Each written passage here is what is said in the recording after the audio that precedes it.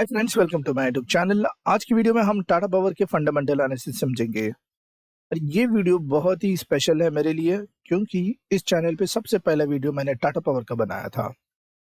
तो चलिए आगे हम फंडामेंटल एनालिसिस समझेंगे और इसके लिए हम एनालिटिक्स का यूज करेंगे। इसी के साथ साथ ये भी देखेंगे कि कंपनी ने रिन्यूएबल एनर्जी के लिए आगे क्या स्टेप्स लिया है और कंपनी नेट जीरो कार्बन कब तक होने वाली है, ये भी हम इस वीडियो में देखेंगे। जैसा आपको मालूम है, इस चैनल पे सब कुछ समझने के लिए एनालिटिक्स का यूज करते हैं और इसकी खास दो वजह हैं। एक तो चार्ट समझने में आसान होता है और दूसरा कंपनी का परफॉर्मेंस आसानी के साथ आपको समझ में आ जाएगा, जिससे आपको डिसीजन लेने में आसानी होती है। तो अभी तक आपने चैनल को सब्सक्राइब नहीं किया है तो प्लीज चैनल को सब्सक्राइब जरूर से करें और बेल आइकॉन को हिट कर दें ताकि आने वाली लेटेस्ट वीडियो की नोटिफिकेशन आपको मिल सके, और इस वीडियो को जरूर से लाइक करें। तो चैनल के वीडियो सेक्शन में अगर आप जाएंगे तो बहुत सारी आपको मैंने यहाँ पे फंडामेंटल एनालिसिस की वीडियो बना दी है। तो आप हर कंपनी की फंडामेंटल एनालिसिस भी यहाँ पे देख सकते हैं। मैंने यहाँ पे आई बटन में लिंक भी दे दिया है, इसको क्लिक करके भी आप देख सकते हैं। तो शुरू करते हैं एनर्जी सेक्टर से। तो एनर्जी सेक्टर इंडिया में क्या इसकी पोटेंशियल है, ये सब कुछ मैंने डिस्कस किया था पिछले वीडियो में। आप यहाँ जा सकते हैं, ये भी पता कर सकते हैं कि पेरिस 2015 में और कॉप 26 कॉन्फ्रेंस, ये जो दो कॉन्फ्रेंसेस हुई थी जिसमें इंडिया ने बहुत सारे डिसीजंस लिए थे और टारगेट सेट किए थे, और इसी के साथ साथ 192 से ज़्यादा कंट्रीज इस में भाग ली थी और उन्होंने भी बहुत सारे ऐसे डिसीजंस लिए हैं। तो इन सब को जानने के लिए आप जाइए और ये वीडियो ज़रूर से देखें JSW एनर्जी का। इसमें मैंने सब कुछ डिटेल में एक्सप्लेन किया है। मैंने यहाँ पे आई बटन में लिंक भी दे दिया है, इसको क्लिक करके भी आप देख सकते हैं। अगर इस कंपनी में 10 साल पहले आप इन्वेस्ट किए होते तो आज की डेट पे कितना अमाउंट बना होता, ये जानने के लिए आपको वीडियो को एंड तक देखना होगा। तो चलिए आगे बढ़ते हैं और एनालिसिस शुरू करते हैं। कंपनी स्टार्ट हुई थी 1950 में, इसको 107 से ज़्यादा साल हो चुके हैं और ये बहुत सारे बिजनेसेस करती है, जिसमें रिन्यूएबल एनर्जी जनरेट करती है, कन्वेंशनल एनर्जी जनरेट करती है, ट्रांसमिशन और डिस्ट्रीब्यूशन पावर की सप्लाई करती है, और नेक्स्ट जनरेशन पावर सॉल्यूशंस जिसमें ईवी आ जाती है और होम ऑटोमेशन इसमें आ जाता है। फिर ट्रेडिंग और सर्विस बिजनेस जिसमें EPC यानी इंजीनियरिंग, प्रोक्योरमेंट एंड कंस्ट्रक्शन, इसमें ये होता है कि कंपनी प्रोजेक्ट स्टार्टिंग से लेके एंड तक अपने क्लाइंट के लिए करके देती है। तो सबसे हम पहले बात कर लेते हैं एनर्जी कैपेसिटी की, और एनर्जी कैपेसिटी में देखते हैं कंपनी की पोर्टफोलियो में क्या क्या चीज़ें हैं। तो कंपनी का पोर्टफोलियो में thermal, hydro, wind, solar, waste heat recovery यहाँ पे है। आप देख सकते हैं क्लीन एनर्जी का पोर्टफोलियो करंटली 37% है और नॉन रिन्यूएबल एनर्जी का अगर देख सकते हैं तो 63% है। तो क्लीन एनर्जी में सोलार 21% की है और विंड 7% है, हाइड्रो का 6% तक है और वेस्ट हीट रिकवरी 3% तक है। ये डेटा 30 सितंबर 2022 तक का डेटा है। तो आगे ये भी देख लेते हैं एनर्जी सॉल्यूशंस में कौन से चीज़ें हैं। EV चार्जिंग सोल्यूशन है, होम ऑटोमेशन सोल्यूशन है और सोलर रूफटॉप भी है। आपके आसपास देखे होंगे टाटा पावर का EV चार्जिंग स्टेशन, ये तो अभी शुरुआत हुआ है, तो आगे चल के बहुत ही ये इम्प्लीमेंट होने वाले हैं। तो वीडियो में आगे बढ़ के देख लेंगे। तो नोटेबल सोलर प्रोजेक्ट्स जो कंपनी ने किया है, इसमें बहुत ही बड़े प्रोजेक्ट्स की है। इसमें एक क्रिकेट स्टेडियम भी है जिसके ऊपर सोलर रूफटॉप लगा है, और इसी के साथ साथ कोचीन इंटरनेशनल एयरपोर्ट भी है। तो मैंने यहाँ गूगल इमेजेस भी यहाँ पे लिया है और ये देख सकते हो आप, पूरा रूफ में सोलर रूफटॉप लगा है। ये सब टाटा पावर ने किया है। और इसी के साथ साथ आप ये भी देख सकते हो कोचीन का इंटरनेशनल एयरपोर्ट जिसमें कंप्लीटली सोलर रूफटॉप लगा है। तो कैपेसिटी की अगर बात कर लेते हैं तो गीगावाट्स में हम देख लेते हैं। तो नॉन रिन्यूएबल एनर्जी की 10.11 है और क्लीन एनर्जी की 3.4 है। ये डेटा ये 2022 तक का है।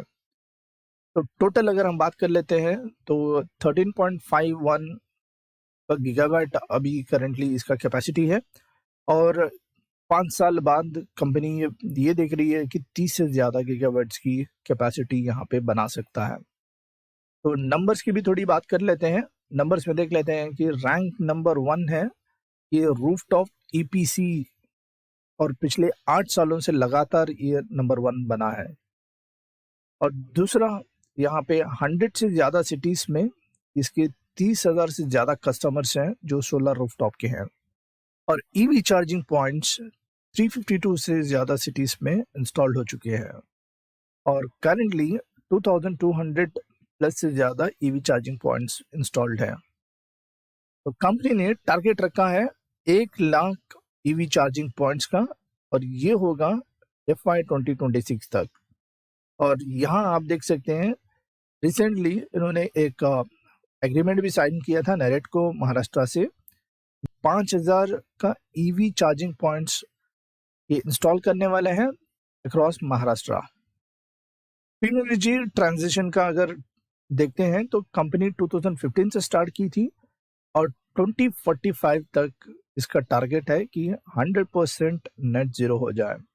तो करंटली 2022 की रिपोर्ट में कंपनी का पोर्टफोलियो 37% का है। तो 2030 तक कंपनी 80% क्लीन एनर्जी का पोर्टफोलियो बना लेगी। इंडिया के टारगेट की बात कर लेते हैं तो 500 गीगावाट्स का कैपेसिटी बनाने के लिए टारगेट सेट किया है 2030 तक, और ईयर 2070 तक नेट जीरो कार्बन होने का यहाँ पे टारगेट सेट किया है। जैसे कि हमने पहले ही देख लिया कि टाटा पावर 2030 तक 80% हो जाएगा, और 2045 तक ये 100% नेट जीरो हो जाएगा। तो ग्लोबली अगर बात करते हैं टाटा पावर के बहुत सारे ऐसे साउथ एशियन और अफ्रीकन कंट्रीज में भी इसकी प्रेजेंस है।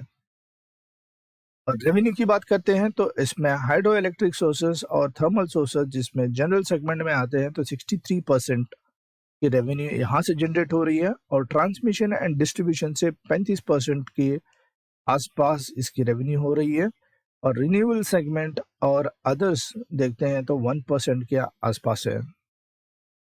तो हम बात करेंगे सेल्स की। तो पहले देख लेते हैं कि कंपनी का पहला चेक एक्सपेंसेस और सेल्स के बीच में गैप होनी चाहिए। आप देख सकते हैं पिछले 10 सालों के बीच सेल्स और एक्सपेंसेस के बीच में गैप है। तो दूसरा चेक हमें देखना होगा कि सेल्स नीचे से ऊपर की तरफ जाना चाहिए, लेकिन यहाँ आप देख सकते हैं कि ये ऊपर ही है, और दूसरा यहाँ पे देख सकते हैं नीचे की तरफ 2 बार यहाँ पे नजर आ रहा है। इसका मतलब ये हुआ कि इसकी सेल्स ग्रोथ यहाँ पे घटी है। तो फर्दर यहाँ पे अब 2020 के बाद आप देख सकते हैं कि सेल्स यहाँ पे बढ़ी है, तो ये भी देख लेंगे ईयरली सेल्स ग्रोथ कंपनी का कितना है। तो 10 सालों का अगर हम लेते हैं टारगेट 10% का हमने टारगेट सेट कर लिया है, और उसके मुकाबले में अगर देखते हैं तो कंपनी ने -12% सबसे लीस्ट बनाया है। और यहाँ देख सकते हो 21 से लगातार कंपनी ने अपना सेल्स ग्रोथ को इंक्रीज किया है 12% से लेके 31% तक। करंटली 28% की सेल्स ग्रोथ है। एवरेज सेल्स ग्रोथ की अगर बात कर लेते हैं तो 10 सालों का एवरेज 2.8% है, और 5 सालों का 9.19% है, और पिछले 3 सालों का अगर परफॉर्मेंस देख लेते हैं तो 12% की एवरेज सेल्स ग्रोथ नजर आ रही है। ऑपरेटिंग प्रॉफिट मार्जिन की हम बात कर लेंगे, जिसमें हम देखेंगे कि कंपनी का कोर बिजनेस से कितनी प्रॉफिटेबिलिटी बन रही है, और ये एनालिसिस करने के लिए कंप्यूटर के साथ ना आसानी होती है। तो मैंने यहाँ पे आई बटन में लिंक दे दिया है, आप इसके कंप्यूटर को भी जाके उसकी भी एनालिसिस देख सकते हैं। तो 10 सालों का ईयरली ऑपरेटिंग प्रॉफिट मार्जिन देख लेंगे तो 15% की हमारी टारगेट लाइन है, और यहाँ पे देख सकते हैं कंपनी शुरुआत से बहुत अच्छा परफॉर्मेंस किया है। 2015 में देख सकते हैं तो 7 सबसे कम बनाया है, और 18 और 19 में भी अगर देख लेते हैं तो थोड़ा कम है, और 20 से आप देख सकते हैं तो उसने रफ्तार पकड़ ली है। तो एवरेज ऑपरेटिंग प्रॉफिट ग्रोथ की अगर बात कर लेते हैं तो 10 साल का 15% के ऊपर है, और 5 साल का भी 15% के ऊपर है, और 3 सालों का 18% से ऊपर ही है। तो अभी तक आपने चैनल को सब्सक्राइब नहीं किए हैं तो चैनल को सब्सक्राइब कर दें, और बेल आइकन को हिट कर दें, और इस वीडियो को लाइक ज़रूर से करें। तो आगे बढ़ के बात कर लेते हैं प्रॉफिट एंड लॉस की। जिसमें हम कंपनी की इनकम और कंपनी के खर्च दोनों भी बताया जाता है। उसके बाद हमें पता चलता है कि कंपनी के पास पैसा कितना बचा है, तो कंपनी प्रॉफिट में है या लॉस में है, ये भी देख लेते हैं। 10 सालों का सेल्स रहा है, ये एक्सपेंसेस, और ये ग्रे कलर की बार्स में हम देख सकते हैं ये ऑपरेटिंग प्रॉफिट, और येलो कलर की बार्स में नेट प्रॉफिट। तो पहला चेक ये होना चाहिए कि कंपनी नेट प्रॉफिट बना रही है या नहीं। आप देख सकते हैं मार्च 2013 और 14 में आप देख सकते हैं माइनस में नेट प्रॉफिट बना है, जबकि तो नेट प्रॉफिट का दूसरा चेक यहाँ देखना है कि क्यों कंपनी लगातार उसका नेट प्रॉफिट को ग्रोथ कर रही है या नहीं।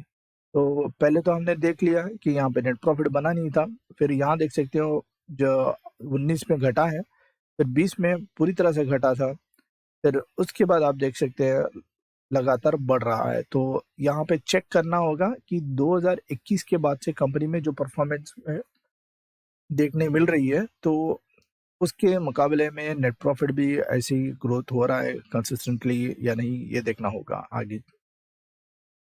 तो ये नेट प्रॉफिट कंपनी कहाँ पे खर्च कर सकती है, आपको मालूम है? तो कंपनी अपने बिजनेस में री इन्वेस्ट कर सकती है, डेट्स को क्लियर कर सकती है, या डिविडेंड्स को पे कर सकती है, या फिर अपने कैश रिजर्व्स को बढ़ा सकती है। तो हम यहाँ पे बात कर लेते हैं डेट्स और रिजर्व की, और देखते हैं रिजर्व्स और बोरोइंग्स में कंपनी के पास कितना रिजर्व्स है और कितना बोरोइंग्स है। तो पहले हम वैल्यू वाइज से हम देख लेते हैं।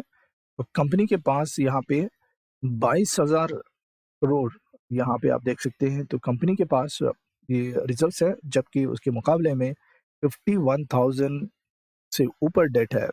यही हम वैल्यू वाइज अगर देखते हैं, तो कंपनी के पास जितना रिजर्व्स है वो 30% का रिजर्व्स है। ये 2022 की अगर मैं बात कर रहा हूँ, और उसके मुकाबले में देखेंगे तो 70% कंपनी के पास डेट है, और हमें चाहिए 85% का मिनिमम रिजर्व्स।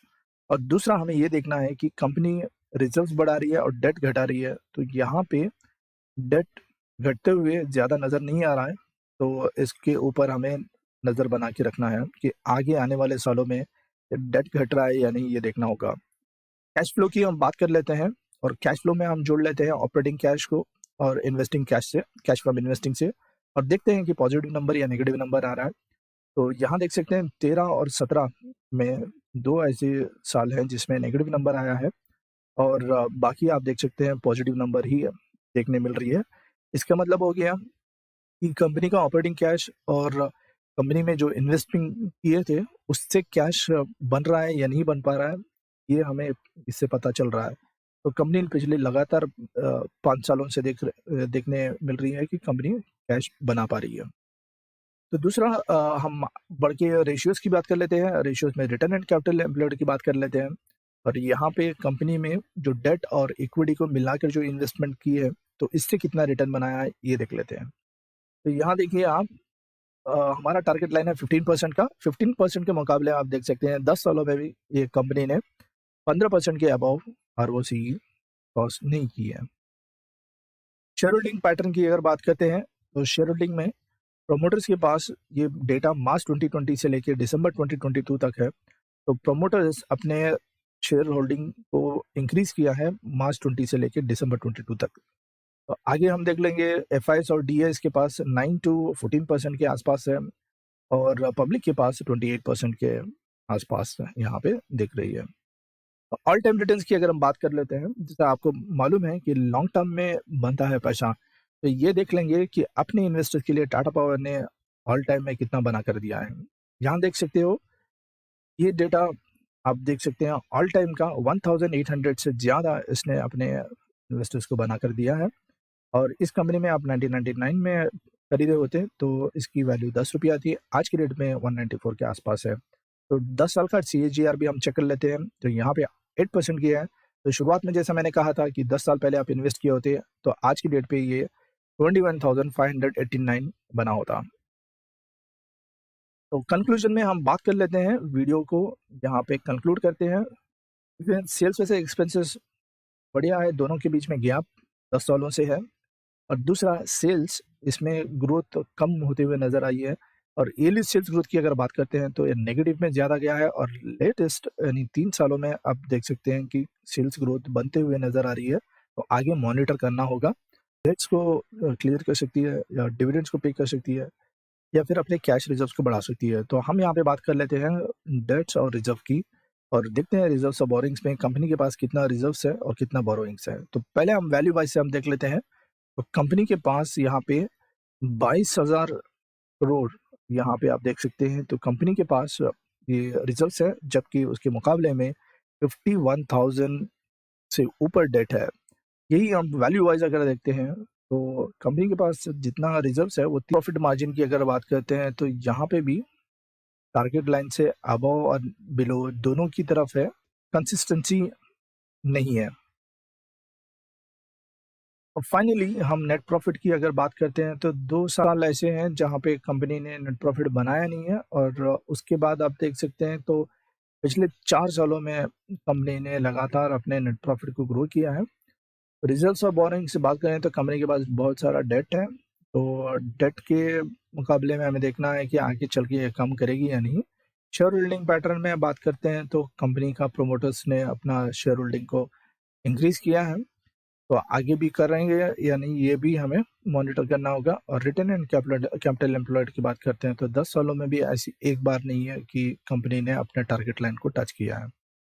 आज के लिए इतना ही है। उम्मीद करता हूँ आपने इस वीडियो से कुछ सीखा होगा और अगर अभी तक आपने चैनल को सब्सक्राइब नहीं किया है तो प्लीज़ चैनल को सब्सक्राइब ज़रूर से करें और इस वीडियो को लाइक करना ना भूलें। आपके लाइक करने से मुझे मिलती है बहुत सारी मोटिवेशन। चलिए मिलते हैं अगली वीडियो में।